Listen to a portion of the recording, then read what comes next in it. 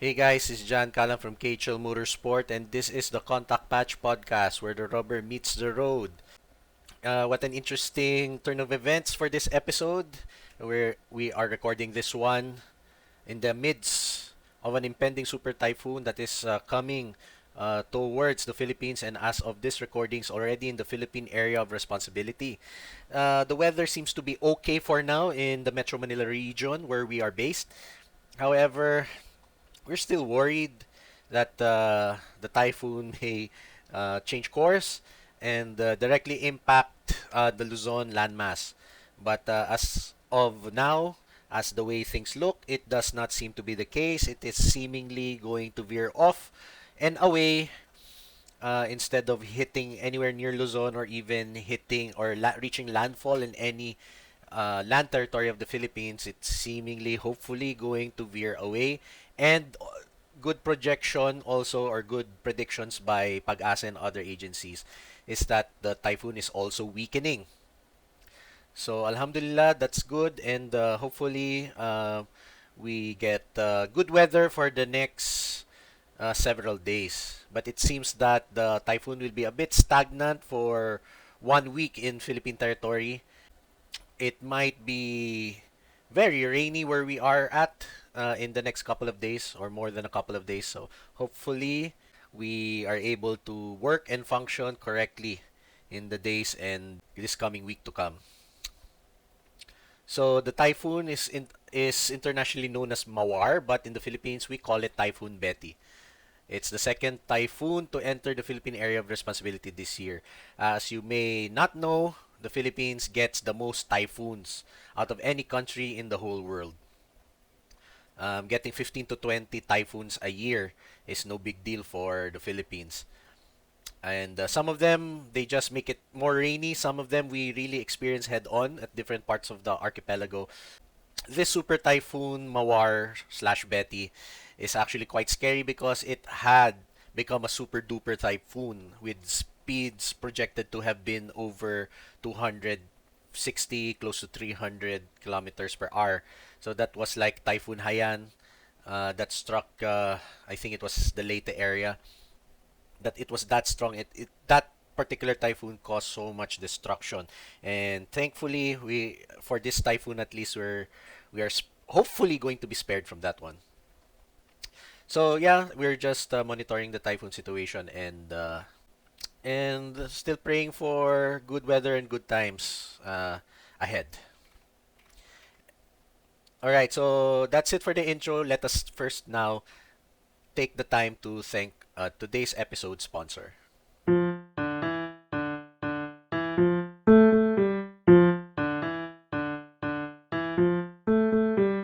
Today's episode of the Contact Patch podcast is brought to you by yours truly. We don't have a sponsor for this episode because there's something very important that I would like to request from each and every one of you listening today on this episode. I'd like to humbly request your support. Your kind support to this channel is very much appreciated.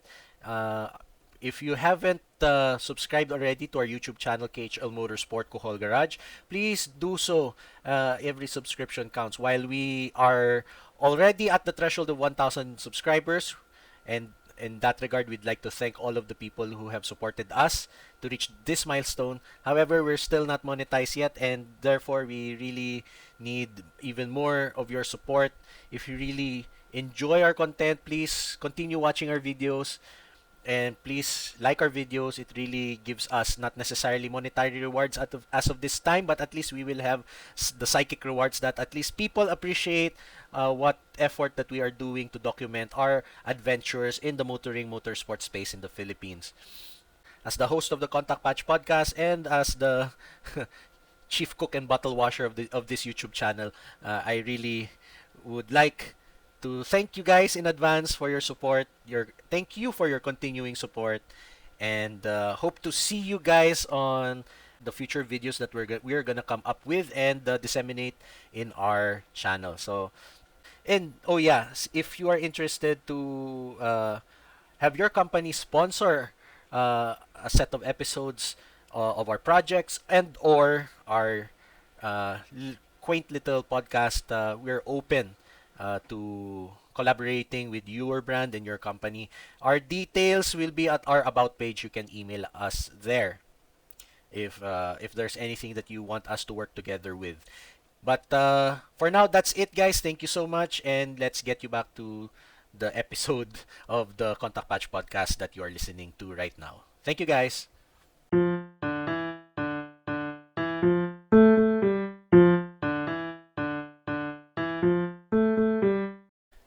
Thing I'm gonna discuss is basically an intersection between cars and I guess business.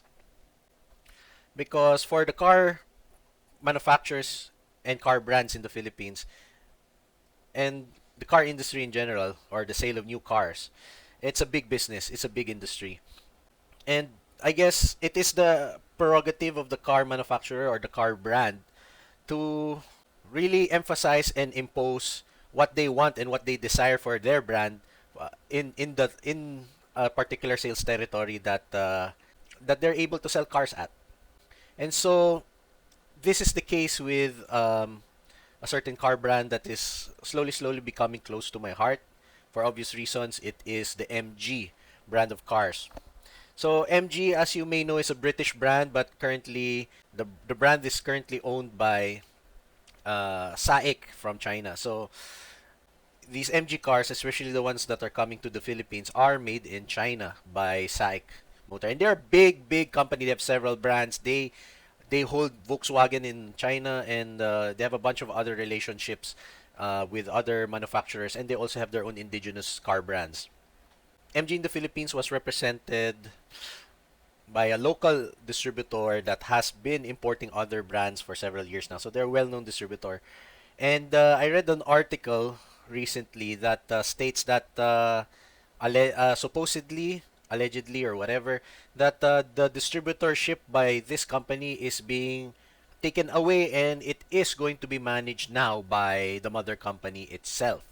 So let me take the time to read an article published at the Autofun website. So Autofun PH. This is an article titled TCCCI Out. SAIC Motor Philippines to take over MG brand by July 2023. This is written by Sir Miko David. I read the article now. Rumors have been circulating since the Manila International Auto Show last April that the Covenant Car Company Inc. or TCCI, who is the current official distributor of MG vehicles in the country, will only have until July 2023 to handle the brand. The brand's presentation in MIA sounded like a farewell roll call of the top executives of the company who led it through the last 5 years, and a thank you to all its dealer and bank partners, and 600-strong sales agent complement. As to why TCCI management would take on such a somber theme in a motor show was puzzling at the time. Industry contacts also observed that attorney Albert Arcilla, the president and CEO of MG Philippines, was absent during the brand's presentation at MIAS. Was it a coincidence? The fact that the president of SAIC Motor Philippines also delivered a speech at the MG booth, and that SAIC has been on a hiring spree to fill in key positions in its Philippine operations, further fed suspicions that something was afoot. Please allow me to begin by formally announcing that SAIC Motor is officially here in the Philippines, said Ju Tao, president of SAIC Motor Philippines, in his speech at MIAS. According to industry executives we spoke to after the motor show, announcing that at the MG booth was already quite telling. In the weeks following MIAS, our industry source further confirmed his earlier suspicions about TCCI's exit, but without corroborating evidence, we held the story until another source would second the observation. As we delved deeper into the story, however, a Chinese expatriate confirmed that SAIC Motor Philippines would indeed take over the MG brand. He was so confident that he gave his information a 120% accuracy rating. We have reached out to executives of TCCI for their reaction to this development. As of press time, the company is not yet ready to divulge details of impending changes in the current setup, as it is still finalizing arrangements. We'll be sure to keep you posted as soon as we are ready to release our official statement regarding the matter, said a company source. The Covenant Car Company Inc. remains the distributor of Volvo and Chevrolet. in the Philippines. And with its executives sharing the load among the brands it handles, it should be business as usual for them. We have, however, heard mumblings that some current executives of TCCI have been absorbed by SAIC Motor Philippines. SAIC itself has bigger plans for the Philippine market and will likely work with the existing MG dealership network for the foreseeable future. Existing MG customers should not worry as well, as it would seem the handover will be seamless and that SAIC Motor Philippines itself will be staffed with the necessary personnel to ensure continuity in the brand's operations. But for new customers, there now lies an opportunity for SAIC Motor Philippines to bring the MG brand's battery EV offerings, such as the MG ZS EV and the award-winning MG4 EV, to the market. With SAIC targeting 1 million exports in 2023, the Philippines is poised to contribute healthily to this objective, now that the mother company will handle the brand's operations.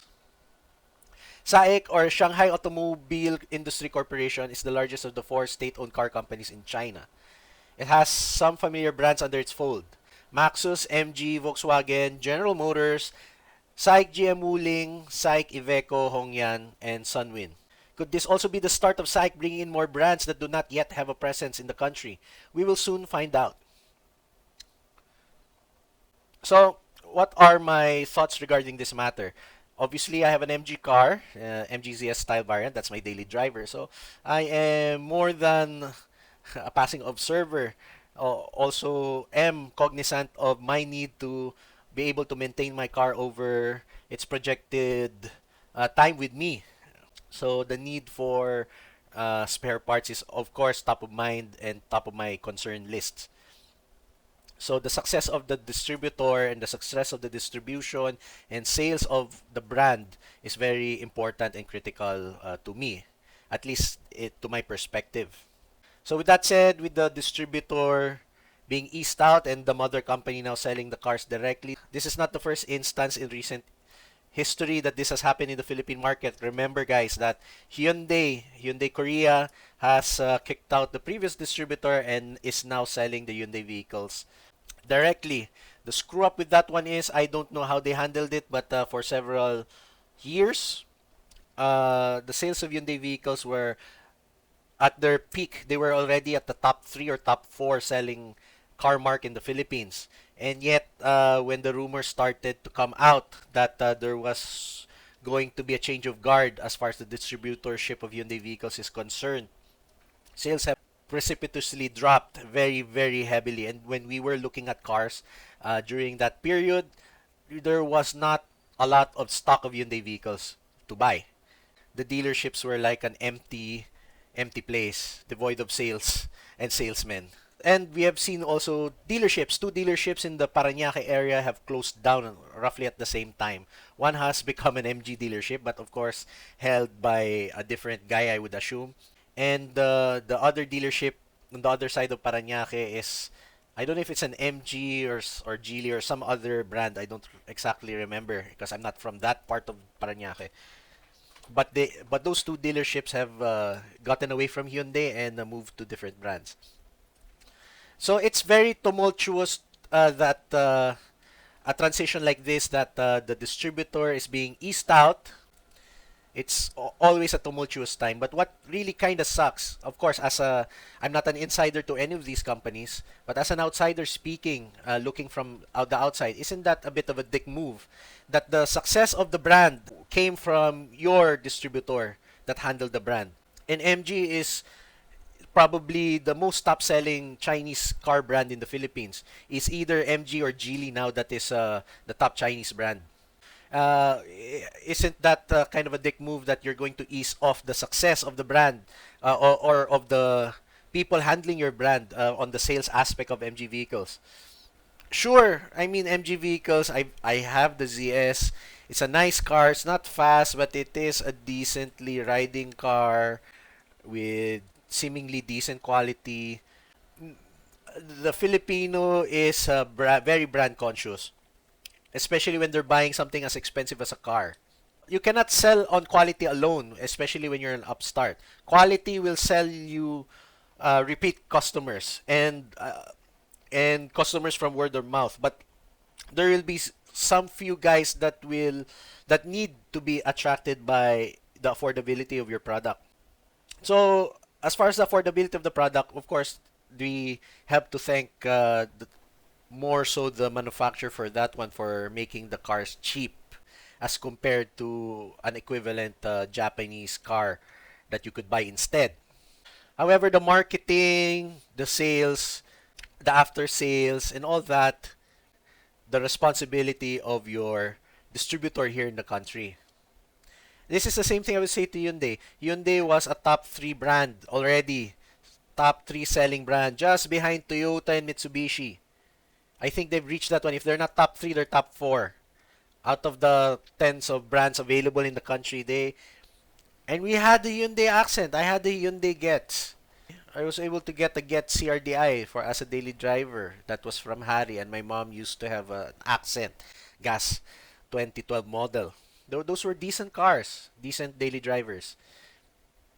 So we have to thank Hyundai for that one. However, it is the efforts of the distributor to grow the brand here and to do the actual sales, boots to the ground, so to speak. Again, speaking as an outsider, I don't know anything on what's going on inside. But kind of sucks that the effort that you did is not rewarded by continuous relationship. Instead, you are tantamount to being kicked out. That is the reward for your success and your hard work, being booted out unceremoniously. And now, well, at least TCCCI will be handling Chevrolet and will be handling Volvo still. Their operation should still be, well, they'll still be able to sell cars as well. So we shouldn't cry too much. We could cry a little bit for them, but not too much, I guess. But that's the lesson that I've also learned in my time in a fast-moving consumer goods distribution company. I was employed in such a company for, I don't know, about 5 years. Oh, we were selling, but one screw up, and we were kicked out to the curb, like, and they just nominated some other joker to sell their product. That we being treated like garbage is, I don't know if that's the trend of these people. This has happened in the past also. Ford, Mazda was held by some company, and Ford took the rights of Mazda in the Philippines. And there, if I'm not mistaken, there's a court case to that effect, and this and that. I don't know what happened to that one, but that company went under, and they used to be the ones distributing Hyundai vehicles in the country. Unfortunately, that distributor also met their demise, but really business is tough. So the only protection you have is to sell your own product. As a proprietor of a retail business, we buy from local suppliers who they themselves are the official distributors of international brands of products. We have a brand of oil that we carry, and the distributorship was shifted to another guy, and now we don't know if we're going to be able to get supply in, of course, the terms that we enjoy. In the years of selling stuff, automotive products, I've seen several tire brands jump from distributor to distributor. It's really a tough business, this consumer goods business, even on the automotive space. If you're a distributor, your success is not only in your hands, it's also in the hands of your dealer principal. You do not get along, or you did some screw up, or there's a market glitch or some market correction that's happening, you're dead, you're screwed. They remove the distributorship from you, and good luck to you. I've seen it with Americans, and now we've seen it with Koreans, and we've seen it now with the Chinese. I think the most solid partner that you may have in this type of business is Japanese partners. I think Japanese partners have a lot of loyalty when it comes to their successful dealers. I guess how they do business is pretty good for the most part. As long as they see you managing their product well in your assigned territory, they will really stick with you. They will not just arbitrarily kick you out. Anyway, those are my thoughts. Did you guys have any thoughts about this MG thing? Do let me know in the comments. I read your comments, and I'll be also reading some comments, answering a few questions before we end this episode. Let us go now look at the YouTube on the latest comments that we have received.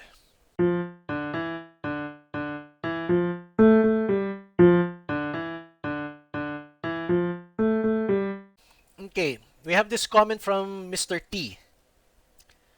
He commented on our video on the MGZS style variant. He commented that he was able to buy his recently. He's a first-time owner of a car, I guess. He was able to drive a Vios during his driving lessons. He tested the MGZS and never looked back. He already accepted it as a China-branded car with all the knowledge from MG. It's good to hear that you appreciate your MGZS. And yeah, I really like the car as well. Even though I would say I'm a more advanced car owner than a lot of the first-time car owners.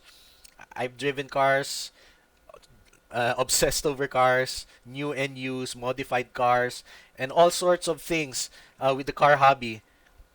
I also appreciate the MGZS. It's a pretty nice car for the price. It's a value for money. It's a very good value for money proposition.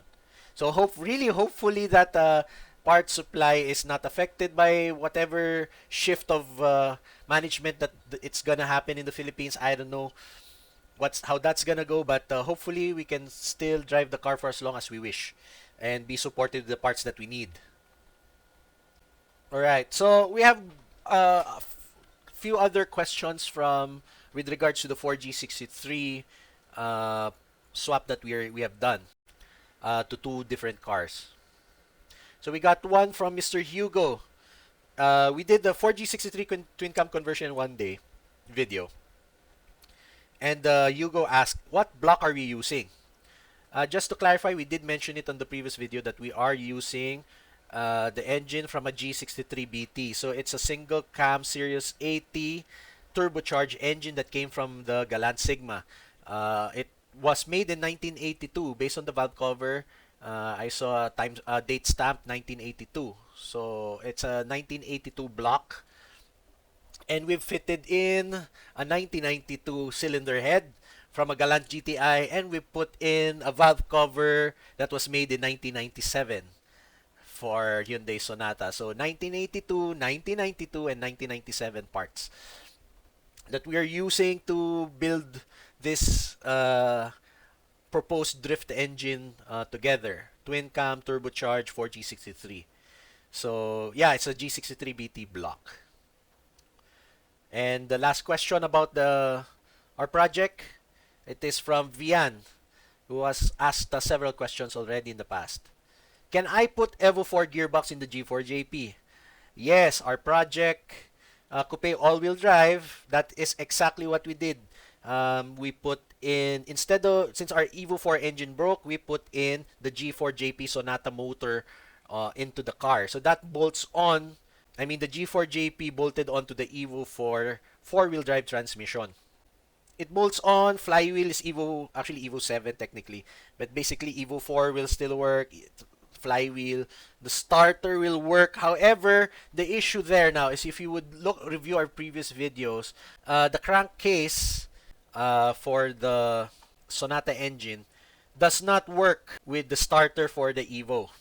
You have to modify the crankcase in order for the starter to fit. And that was a big to do for us. We have revised it several times with great expense with the machine shop. The crankcase, we have had it done repeatedly in order for everything to fit. Upon reflection, we would have much better probably just use the crankcase of the Lancer Evolution instead of using the G4JP crankcase. The reason why we use the G4JP crankcase is that we use the G4JP oil pump. If we use the Evo 4 oil pump, then we would use the Evo 4 crankcase and we'll use everything else Evo 4. No problems on conversion, nothing. We've done so many conversions because we had to use that bloody oil pump from the G4JP. What we should have done was to figure out how to close that hole in there's like a hole in the timing side of the G4JP. If you use an Evo 4 oil pump, there's a gaping hole in the block. So probably just closing that would have been better. Figuring out how to close that one would have been better. So we should have done that one instead of retrofitting everything with the G4JP stuff. That was a big to-do. But yeah, we kind of had no choice. That's what happened, and that's what we are sticking with now. So because we've done it. So anyway, that's it for questions. That's it for today's episode of the Contact Patch Podcast, where the rubber meets the road.